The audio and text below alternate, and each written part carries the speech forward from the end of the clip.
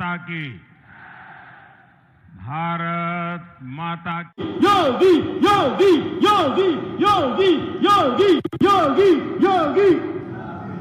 भारत माता की, भारत माता की, भारत माता की। बहनों और भाइयों, आज हनुमत जयंती है। बजरंगबली का पावन प्रकटोत्सव पूरे देश के अंदर हर्षोल्लास के साथ यह आयोजन हो रहा है। आप भी सब मेरे साथ बोलेंगे, जयकारा वीर बजरंगी, जयकारा वीर बजरंगी। मंच पर उपस्थित भारतीय जनता पार्टी के प्रदेश के भारतीय जनता पार्टी के जिला के अध्यक्ष श्री उदय गिरी गोस्वामी जी, जिला प्रभारी और विधान परिषद सदस्य श्री सत्यपाल सिंह सैनी जी, जिला प्रभारी सत्यपाल पाल जी, लोकप्रिय विधायक हसनपुर श्री महेंद्र सिंह खड़गवंशी जी, लोकप्रिय विधायक धनौरा श्री राजीव तरारा जी, हमारे एमएलसी श्री हरि सिंह ढिल्लों जी, क्षेत्रीय उपाध्यक्ष राजेश सिंघल जी, लोकसभा के संयोजक ब्रजेश चौधरी जी, लोकसभा के प्रभारी राजीव सिसोदिया जी, जिला पंचायत अध्यक्ष ललित तंवर जी, जिला अध्यक्ष लोकदल श्री मनवीर चिकारा जी, पूर्व विधायक श्री तोताराम जी, पूर्व विधायक श्रीमती संगीता चौहान जी, अध्यक्ष नगर पालिका हसनपुर राजपाल सैनी जी, और यहां पर आपके भारतीय जनता पार्टी, राष्ट्रीय लोक दल और एनडीए के हमारे संयुक्त प्रत्याशी जिन्होंने समाज सेवा के कीर्तिमान स्थापित किए हैं, ऐसे चौधरी कंवर जी, भारतीय जनता पार्टी के हमारे सभी पदाधिकारी और उपस्थित बहनों और भाइयों, आप सबको मैं आज हनुमत जयंती की हृदय से बधाई देता हूं। रिद्धि सिद्धि देने वाले बजरंगबली आप सबकी सुरक्षा भी करे, आपके जीवन को सुख और समृद्धि की ओर अग्रसर कर सकें,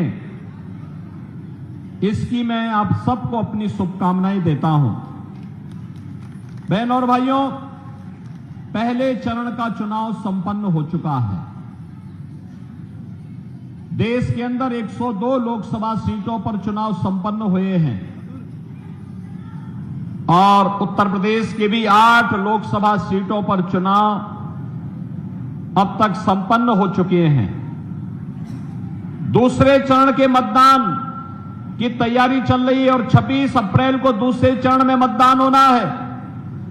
बहनों और भाइयों, पहले चरण के मतदान के बाद देश के अंदर जो रुझान देखने को मिला है, जनता जनार्दन का आशीर्वाद भारतीय जनता पार्टी और सहयोगी दलों को प्रचंड बहुमत के साथ प्राप्त होने जा रहा है। और इसीलिए मैं आपका आह्वान करने जा रहा हूं कि देश की जो आवाज है वह आवाज है फिर एक बार, फिर एक बार, फिर एक बार मोदी सरकार का। क्योंकि प्रधानमंत्री मोदी जी ने देश के अंदर 10 वर्ष में देश की तस्वीर और तकदीर को बदलने का काम किया है। देश के अंदर सुरक्षा का बेहतर माहौल दिया है। देश के अंदर विकास के बड़े बड़े कार्य किए हैं, गरीब कल्याणकारी योजनाओं की एक लंबी श्रृंखला दी है। बहनों और भाइयों, याद करिए 2014 के पहले देश के अंदर आतंकी वारदात होती थी, बम विस्फोट होते थे और सुरक्षा का वातावरण था, लोग भयभीत रहते थे। 2014 के बाद आतंकवाद को नियंत्रित किया गया और 2019 आते आते मोदी जी ने ऐसा कार्य किया कि आतंकवाद की जो जड़ थी, कश्मीर की धारा 370, उसी को समाप्त करके उखाड़ फेंक दिया गया और आज भारत में आतंकवाद का नेस्तनाबूद कर दिया गया।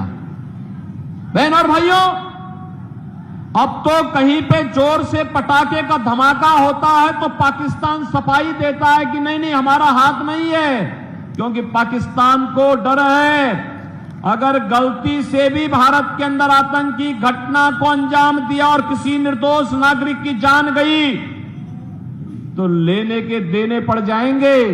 बहन और भाइयों, बिनु भय होई न प्रीति, यही है आज देश का दुश्मन भी भारत की ताकत का एहसास कर रहा है।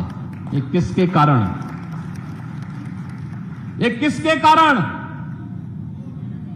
मोदी जी के कारण, कांग्रेस के कारण नहीं। कांग्रेस के समय में तो आतंकी वारदात होती थी, एक कानों में तेल डाल करके चुपचाप सो जाते थे, आंखों में चश्मा लगा करके ये लोग चुपचाप अनदेखी कर देते थे, कहते थे हम देख रहे हैं, देख रहे हैं, देखेंगे।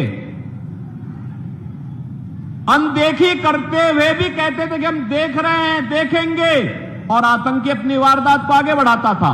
और समाजवादी पार्टी तो उससे भी 2 कदम आगे बढ़ गई। इतनी बेशर्मी की इन्होंने, इतनी बेशर्मी की कि जिन लोगों ने अयोध्या में राम जन्मभूमि पर हमला किया था, जिन लोगों ने काशी में संकट मोचन मंदिर पर हमला किया था, उन आतंकवादियों के मुकदमों को समाजवादी पार्टी ने वापस लेने का दुस्साहस किया था। तो हम धन्यवाद देना चाहेंगे न्यायपालिका को कि इन्होंने समाजवादी पार्टी की इस मंशा को पूरा नहीं होने दिया। और उस समय कोर्ट ने तीखी टिप्पणी की थी समाजवादी पार्टी पर, समाजवादी पार्टी की सरकार पर, कहा था आज आतंकवादियों के मुकदमे वापस ले रहे हो और कल बड़ी बेशर्मी के साथ इन्हें पद्म पुरस्कार से नवाज करके देश की जनता की सुरक्षा के साथ खिलवाड़ करोगे, ये नहीं होने देगी न्यायपालिका। बहनों और भाइयों, ये लोग देश की सुरक्षा की क्या बात करेंगे? कौन सी सुरक्षा की लोग बात करना चाहते हैं? और यही बात विकास की मैं करना चाहता हूं। बहनों और भाइयों, हाईवे कैसे बनने चाहिए, अमरोहा से ज्यादा कौन जान सकता है? अमरोहा से दिल्ली की दूरी है मात्र 165 किलोमीटर और 14 के पहले 165 किलोमीटर की दूरी को तय करने में लगते थे 5 घंटे। मोदी जी के नेतृत्व में जब सरकार आई, आज यही दूरी मात्र 2 घंटे में तय होती है, मात्र 2 घंटे में। कांग्रेस आपके समय की कीमत को नहीं समझती थी, कांग्रेस आपकी सुविधा को नहीं समझती थी। कांग्रेस न रेलवे का विकास कर पाई, न हाईवे का विकास कर पाई, और आज तो हम अमरोहा जनपद को गंगा एक्सप्रेसवे के साथ जोड़ रहे हैं। अब दिल्ली जाना होगा तो 1.5 घंटे में, और लखनऊ जाना होगा तो 4 घंटे में, प्रयागराज जाना होगा तो 6 घंटे में आप प्रयागराज की दूरी भी पूरा कर सकते हैं। बहनों और भाइयों, गंगा एक्सप्रेसवे की एक सौगात भी इस जनपद को प्राप्त हो रही है। रेलवे हो या हाईवे, एक्सप्रेसवे हो या फिर हर घर नल की योजना, 1 डिस्ट्रिक्ट 1 मेडिकल कॉलेज की बात हो या देश के अंदर वर्ल्ड क्लास जो सुविधाएं हैं, इन सभी को आगे बढ़ाने के लिए किस हद तक कार्य हुए हैं, आज ये अभिनंदनीय है। देख सकते हैं विकास आज बोल रहा है, ये सभी मोदी जी के कारण। और गरीब कल्याणकारी योजनाओं की बात तो क्या करना। कांग्रेस ने 1970 में नारा दिया था गरीबी हटाओ का, गरीबी हटाओ। बहनों और भाइयों, गरीबी तो नहीं हटी। हां, एक परिवार को देश के संसाधनों को लूटने की पूरी छूट मिल गई थी, पूरी छूट मिल गई थी। चाहे वह परिवार दिल्ली में रहा हो, चाहे वह परिवार सफाई का रहा हो, ये लूटते थे, अराजकता फैलाते थे। और डॉक्टर मनमोहन सिंह जी ने तो जब प्रधानमंत्री थे उस समय उन्होंने क्या कहा था? उन्होंने कहा था कि देश के संसाधनों पर पहला अधिकार मुसलमानों का है, तो हमारा दलित कहां जाएगा, पिछड़ा कहां जाएगा, एक खड़गवंशी कहां जाएगा, पाल कहां जाएगा, सैनी कहां जाएगा, गरीब कहां जाएगा, किसान कहां जाएगा, माताएं और बहनें कहां जाएंगी, नौजवान कहां जाएंगे। देश के अंदर कांग्रेस जाति के नाम पर, क्षेत्र के नाम पर, भाषा के नाम पर बांटती रही। गरीब भूखों मरता रहा, किसान आत्महत्या करता रहा, नौजवान पलायन करता रहा। और एक कांग्रेसी और उनके सहयोगी दलों को आज जो इंडी गठबंधन के रूप में आपके पास आए हैं, बहनों और भाइयों, ये देश के साथ गद्दारी किए हैं और फिर गद्दारी करने के लिए अपने झूठे घोषणा पत्र के साथ आपके पास आए हैं। आज कांग्रेस का जो घोषणा पत्र है उसको आप देखेंगे, क्या कहते हैं? कहते हैं देश हमारी अगर सरकार बनी तो हम सरिया कानून लागू कर देंगे।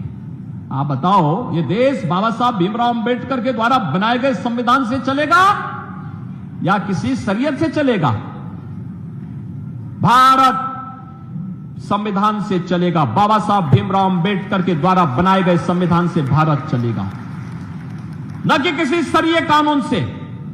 कांग्रेस के लोग अपने घोषणा पत्र में इस बात की चर्चा करते हैं कि हम व्यक्तिगत कानून को लागू करेंगे, यानी शरिया कानून लागू करेंगे, क्योंकि मोदी जी ने 3 तलाक की प्रथा को रोक दिया, पूरी तरह रोक लगा दी, उस पर लगाम लगा दी। और उसको कहते हैं कि हम फिर से व्यक्तिगत कानून पुनर्बहाल करेंगे। ये लोग शरिया कानून लागू करेंगे और कहते हैं कि हम लोग जनता की प्रॉपर्टी को हत्या करके, ले करके उसके माध्यम से फिर उसका बंदर बांट करेंगे। बहनों और भाइयों, क्या आप कांग्रेस और समाजवादी पार्टी को अपनी संपत्ति पर डकैती डालने की छूट देना चाहते हैं क्या? अरे आपके बाप दादों ने कमा करके संपत्ति रखी है, देखो ना इन बेशरमों की हालत। एक तरफ आपकी संपत्ति पर इनकी कुदृष्टि है और दूसरी तरफ माफिया और अपराधियों को अपने गले का हार बना करके कैसे उनके नाम पर फतिया पड़ रहे हैं, आपने देखा होगा इनके हाल को। देखा है ना, देखा है ना। और मैं यहां की जनता को तो धन्यवाद दूंगा। मैं 2017 में जब आया था यहां, इसी महेंद्र खड़गवंशी के प्रचार में मैं आया था, यहीं पे सभा हुई थी 2017 में भी और 2022 में भी। और बहनों और भाइयों, तब 2017 में मैंने कहा था, कबीरदास जी ने एक बार कहा था कि अपने पुत्र के बारे में उन्होंने कहा था कि उससे छुटकारा पाना चाहते थे। उन्होंने कहा कैसा पूत कमाल। और आपने भी कबीरदास जी के वचनों को अंगीकार करते हुए महेंद्र खड़गवंशी को यहां से विधायक बना करके भेजा, बना के भेजा ना 17 में, 22 में भी आया ना। और देखो उन्होंने यहां पर विकास के कार्यक्रमों को आगे बढ़ाया। विकास के कार्यक्रम, आश्रम पद्धति का विद्यालय हो, चीनी मिल के विस्तारीकरण का हो, और भी यहां के अन्य कार्यक्रमों को, विकास के कार्यक्रमों को लेकर के चल करके जो सपना कभी स्वर्गीय बाबू कल्याण सिंह जी का था। उस सपने को साकार करने के लिए महेंद्र खड़गवंशी चौधरी कंवर सिंह तंवर के साथ मिलकर के लगातार प्रयास करते रहे। बहनों और भाइयों, आप सोचो, सरदेव कल्याण सिंह जी की भावनाओं के अनुरूप आज अयोध्या में भगवान राम का भव्य मंदिर बन गया है। बन गया ना? अयोध्या में राम मंदिर का निर्माण हो गया ना? अब कोई संदेह है क्या? अभी भी कोई संदेह है किसी को? और आप सोचिए, जब कल्याण सिंह जी का देहांत हुआ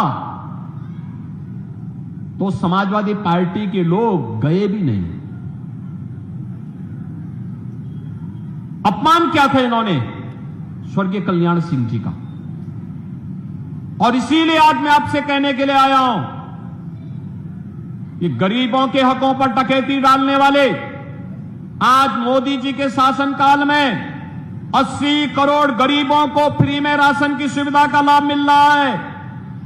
क्या किसी का चेहरा देख करके राशन दिया जा रहा है? गरीब, दलित, वंचित, अति पिछड़ा हर जाति का गरीब जो भी होगा उसको राशन मिल रहा है।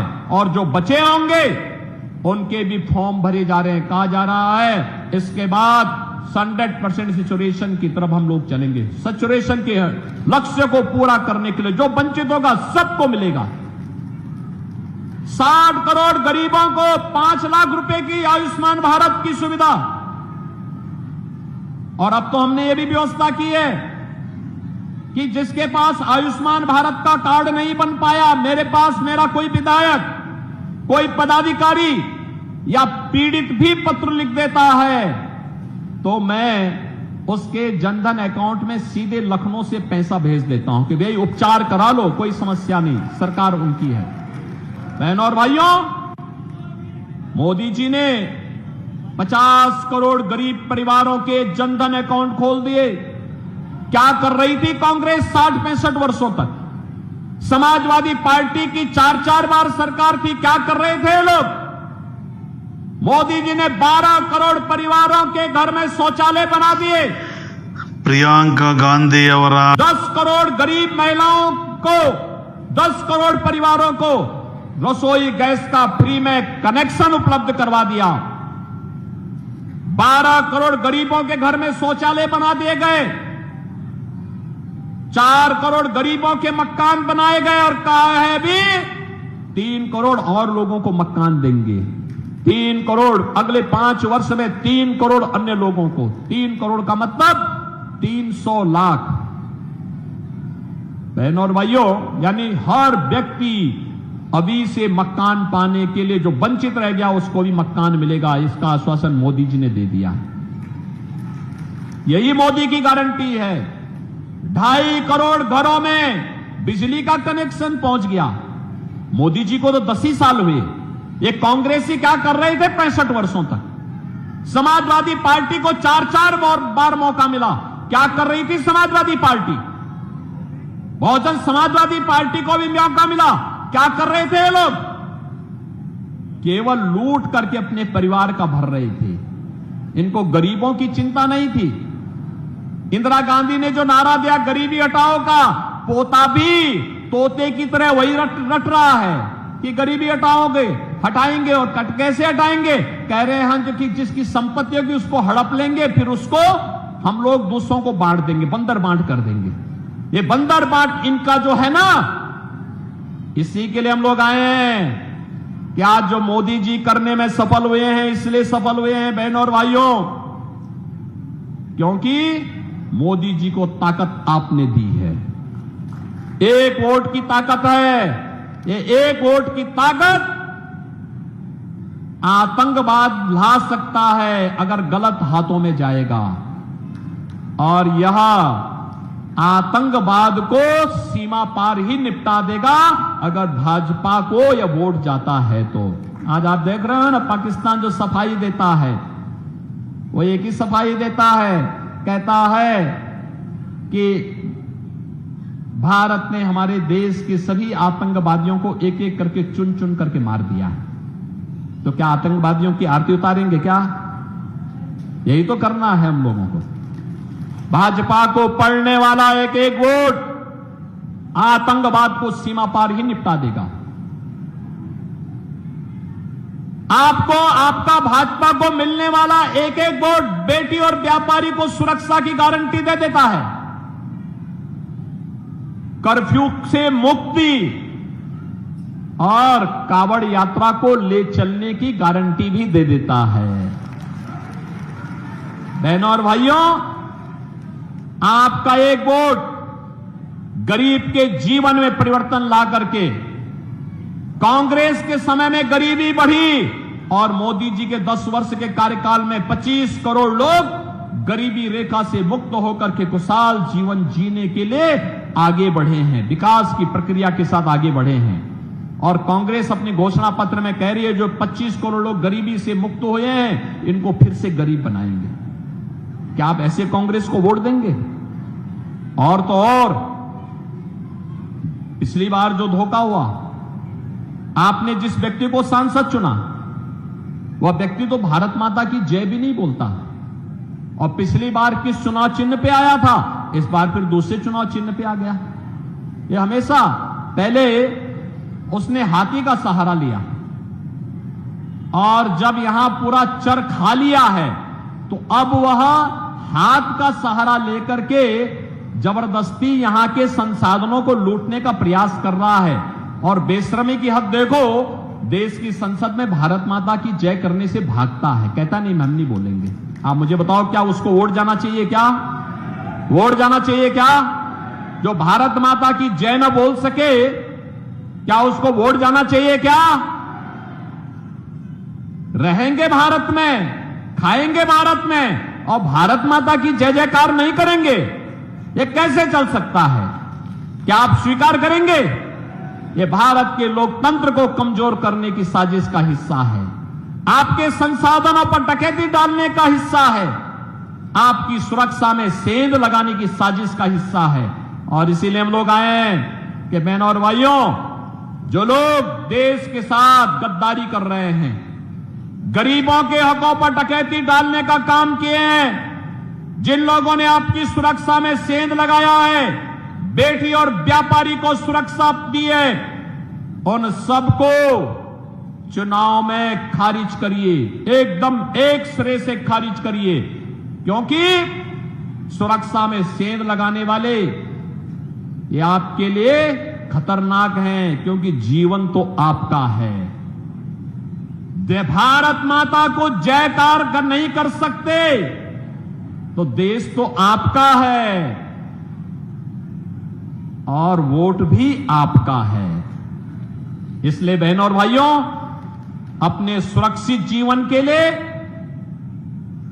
उज्जवल भविष्य के लिए, भारत माता को दुनिया की सबसे बड़ी ताकत बनाने के लिए फिर से मोदी जी देश के प्रधानमंत्री बनने आवश्यक हैं।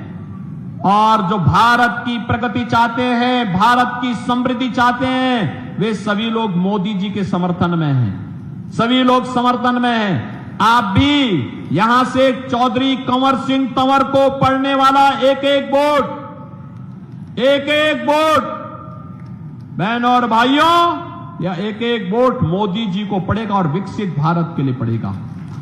आप सहमत हैं? सहमत हैं? चौधरी कंवर सिंह तंवर को पड़ने वाला कमल चुनाव चिन्ह पर एक एक वोट मोदी जी के खाते में जाएगा और विकसित भारत की आधारशिला बनेगा। आप भी सहमत हैं इससे?